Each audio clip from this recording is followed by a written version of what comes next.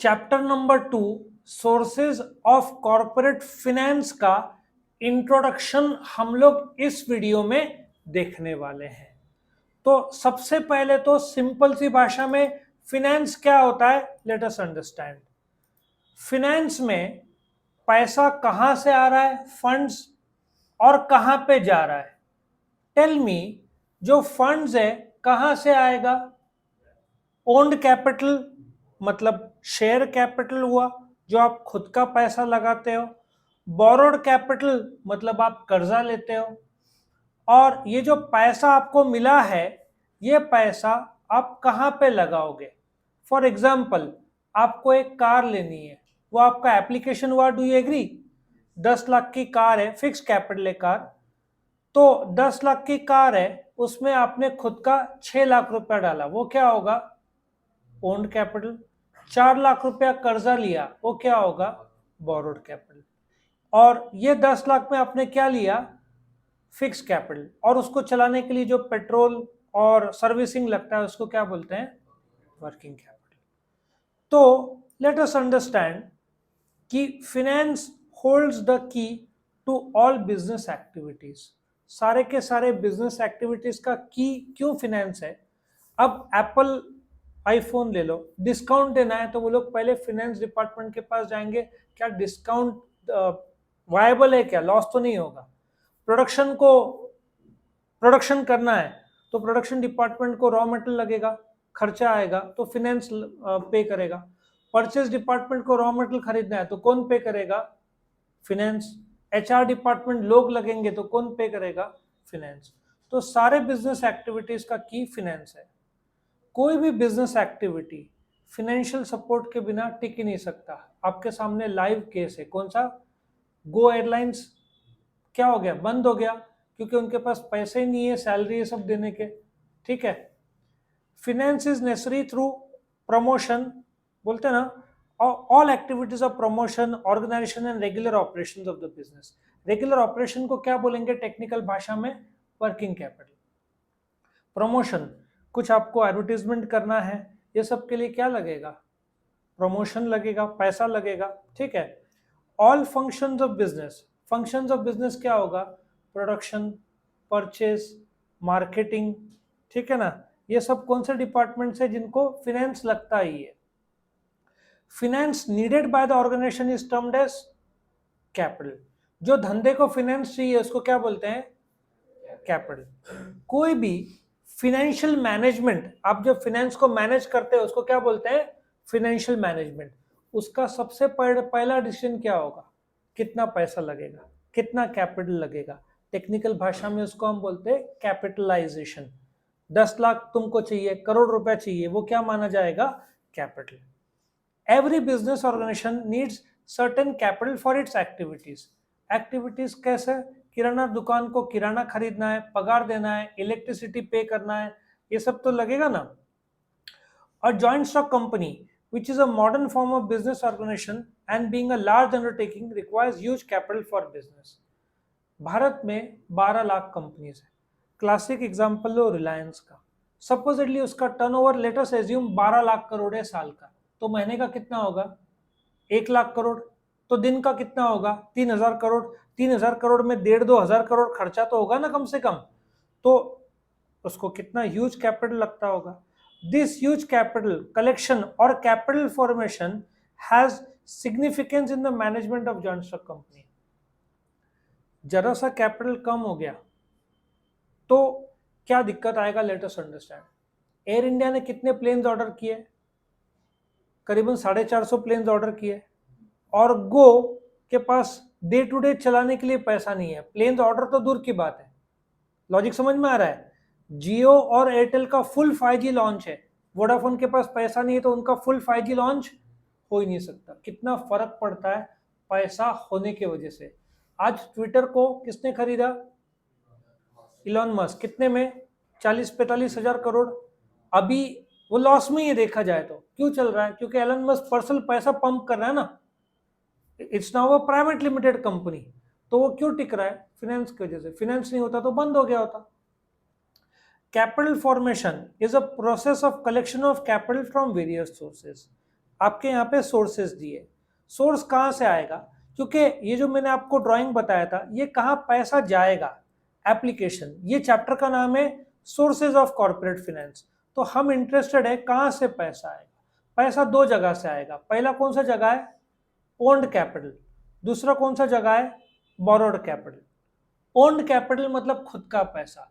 खुद के पैसे में को क्या बोलेंगे, शेयर कैपिटल। आप ओन्ड कैपिटल के ब्रैकेट में लिखो शेयर कैपिटल, लिखो वहां पे ब्रैकेट में। ओन्ड कैपिटल को क्या बोलते हैं, शेयर कैपिटल। एक कंपनी कितने प्रकार के शेयर्स इश्यू कर सकती है, इक्विटी और प्रेफरेंस, ऐसे दो प्रकार के। और एक और इधर दिया है रिटेन्ड अर्निंग। क्या दिया हुआ है, अभी रिटेन्ड अर्निंग क्या होता है। एक कंपनी ने 10 लाख रुपया कैपिटल लगाया, ठीक है, 10 लाख, कमाया 1 लाख। अब शेयर होल्डर्स बोलेंगे हमने 10 लाख रुपए लगाया, हमको कुछ तो रिटर्न्स दो। कंपनी क्या बोलेगी, 1 लाख रुपए में आप 40,000 डिविडेंड लो। कौन देगा डिविडेंड, कंपनी देगी। किसको देगी, शेयर होल्डर्स को देगी। कितना इन्वेस्टमेंट था, 10 लाख। किस रूप में था, शेयर कैपिटल। किसने पैसा लगाया था, शेयर होल्डर्स ने। किसको दिया था, कंपनी को। उस पे से कंपनी ने क्या किया, इन्वेस्ट किया, प्रोडक्शन शुरू किया, गुड्स बेचा। कितना कमाया, 1 लाख। कितना डिविडेंड दिया, 40,000। कितना बचा, 60,000। उसका कंपनी क्या करेगी, रिजर्व में आ गया। अब यही रिजर्व का पैसा कंपनी ने वापस धंधे में लगाया, उसको रिटेन अर्निंग्स बोलते हैं। मतलब प्रॉफिट का वो हिस्सा जो डिविडेंड में नहीं दिया गया है, उसको क्या बोलते हैं, रिजर्व। यही रिजर्व वापस धंधे में लगाओगे तो क्या बोलते हैं, रिटेन अर्निंग्स। क्यों ओन कैपिटल, तुम्हारे गाड़ी का पेट्रोल टैंक में एक रिजर्व का भी तो बाइक में आता है ना, तुम्हारा ही है वो। नॉर्मल जो यूज कर सकते हैं और बंद पड़ जाती है ना रिजर्व जब आन, तो जो पेट्रोल का टैंक और रिजर्व दोनों तुम्हारा ही है। सो जो तुम्हारा शेयर कैपिटल और प्रॉफिट का वो हिस्सा जो तुमने डिविडेंड में नहीं बांटा, वो भी तुम्हारा ही है, खुद का ही है, ओन कैपिटल। अभी एक एक करके तुम देख रहे हो, रिलायंस ने मेट्रो को खरीदा, कितने में खरीदा, 4,500 करोड़। ये सब कहां से खरीदा, रिजर्व में से। आ रहा समझ में, जो प्रॉफिट वो कमा रहे हैं, साल का 50,000 करोड़ के ऊपर वो लोग कमा रहे हैं, तो उस पर रिजर्व क्रिएट होता है। पूरा का पूरा डिविडेंड थोड़ी बांटेंगे।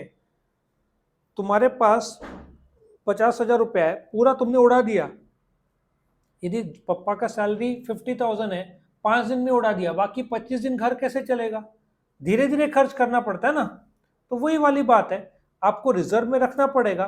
तो ये जो एप्पल जो धड़ाधड़ बीट्स करके खरीदा है ना, हेडफोन्स तुम्हारे, ये 5,000 करोड़ में सब रिजर्व में से ये लोग खरीदते हैं। तो ये ओन्ड कैपिटल है। और ये जो ओन्ड कैपिटल है ये खुद का, लेकिन धंधे में पैसा कम पड़ता है क्योंकि तुम्हारा खुद का पैसा लिमिटेड होगा। तो तुम क्या करते हो, घर लेना है, घर लेना है, 50 लाख का घर है, तुम बोलोगे 10 लाख तो मैं डाल सकता हूँ, बट व्हाट अबाउट 40 लाख, तुम बोलोगे बैंक से कर्जा लेंगे। तो ये बोरोड कैपिटल हुआ ना। बोरोड कैपिटल के अलग अलग रूप है, कुछ इंडिया के भीतर, कुछ इंडिया के बाहर। ठीक है, इंडिया के भीतर कौन सा है, debentures, public deposits, bonds. ADR GDR share का एक छोटा रूप है जो इंडिया के बाहर यूज होता है, बट वो कर्जा नहीं है। Bank, financial institution, trade credit, और भी है, बिल ऑफ एक्सचेंज है, ठीक है ना, एक्सटर्नल कमर्शियल बोरोइंग्स है। ये सब तुमको सिलेबस में नहीं है। सिंपल था, तुमको क्या सिलेबस में, debenture, public deposit, bonds, ADR GDR, ये सब तुमको सिलेबस में। सो बोरोड कैपिटल वो कर्जा है जो एक कंपनी पब्लिक से लेती है, with in country, outside the country. अपने को तो सिलेबस में विद इन द कंट्री है, उसमें मेन क्या है, डिबेंचर, बॉन्ड्स, पब्लिक डिपॉजिट, ये तीनों लॉन्ग टर्म के दायरे में आता है। फिर शॉर्ट टर्म में तुम्हारा overdraft, cash credit, bill of exchange, ठीक है ना, ये सब आएगा। आया समझ में। तो अभी सवाल यह है कि यहां पे बोला है सोर्स ऑफ फंड्स, एक्सटर्नल और इंटरनल। चलो लेट अस अंडरस्टैंड। अब मैं शेयर्स बाहर से इश्यू करूंगा, कर्जा बाहर से लूंगा, बट प्रॉफिट मेरे भीतर हो रहा है। डू यू एग्री, प्रॉफिट कहां से हो रहा है, कंपनी के भीतर हो रहा है। So that is internal source of funds. So ये जो रिटेन अर्निंग्स है, ये कौन सा सोर्स है, इंटरनल। कंपनी बहुत डिपेंड रहती है। कोविड के टाइम में तुम्हारा धंधा बंद था, तो कंपनी किसके वजह से टिकी, इंटरनल। बहुत काम का फंड रहता है, इसलिए कंपनी आंख बंद करके डिविडेंड नहीं बांटती। कंपनी को सोचना पड़ता है कि डिविडेंड ज्यादा दे दिया तो बाद में पैसा कम पड़ेगा। अशोका बिल्डकॉन ले लो, 2 साल पहले, आई थिंक कोविड से पहले, उनका एक एनुअल जनरल मीटिंग मैंने अटेंड किया, 1 रुपया डिविडेंड उन्होंने दिया नहीं था और प्रॉफिट में है कंपनी। तो उनसे पूछा गया आप डिविडेंड क्यों नहीं दे रहे? उन्होंने बोला हमारे 25 स्टेट्स के ऊपर काम चल रहा है, बहुत जगह इन्वेस्टमेंट लगता है, डिविडेंड देंगे तो फिर हमको कर्जा लेना पड़ेगा। सिंपल सी बात है ना, आप पार्टी में पैसा उड़ा रहे हो, ठीक है, और बाद में आपको घर चलाने के लिए पैसा चाहिए तो आप कर्जा ले रहे हो। इसलिए यंगस्टर्स लोग को नुकसान होता है, क्योंकि हर जगह पे क्रेडिट कार्ड निकालते हैं फटाफट। आईफोन 1.25 लाख क्रेडिट कार्ड, अरे 1.25 लाख तो भरना है ना। हमको भी ऑफर आता है सैमसंग S22 अल्ट्रा 5,500 के EMI पे लो, 5,500 में तो कोई भी ले लेवे, लेकिन भाई तुमको हर महीने भरना है, अटक जाते हो ना तुम। यहाँ पे बहुत सारे यंगस्टर फंस जाते हैं। सो आप बोरोड कैपिटल लिमिटेड और संभाल के लो तो तुम्हारा फायदा होगा। कर्जा लो धंधे के लिए, धंधे में लगाओ, कमाओ और वापस करो। लोग क्या करते हैं, क्रेडिट कार्ड का लोन लेते हैं लेकिन वो पर्सनल यूज के लिए रहता है, कमाई होता नहीं है, तो उनके आमदनी से वो देना पड़ता है। मैंने धंधे के लिए ₹1,00,000 का लोन लिया, 10% ब्याज दिया, 15% कमाया, तो मैं 5% प्लस में हूं ना। समझ में आ रहा धंधा कैसे चलता है? लेकिन तुमने होम लोन लिया, होम लोन में कोई प्रोडक्टिव तो नहीं है, खुद के घर में रह रहे हो, तो ब्याज तुमको कमाई से देना पड़ेगा, तो वहां पे नुकसान होता है। तो ये जो प्रोडक्टिव लोन्स है, तुम कमाओ, कर्जा लो, वो कर्जे को धंधे में लगाओ और ज्यादा कमाओ तो तुम आराम से ब्याज भर पाओगे। ये फाइनेंस का बेसिक लेवल पे लॉजिक होता है, और इस पे हम हर एक चीज, shares, retained, equity, preference, debenture, हर एक का अलग अलग क्वेश्चन बनने वाला है आने वाले वीडियोस में। आया समझ में? तो वीडियो पसंद आया तो लाइक करना, फ्रेंड्स के साथ शेयर करना और चैनल को सब्सक्राइब करना। Thank you for watching.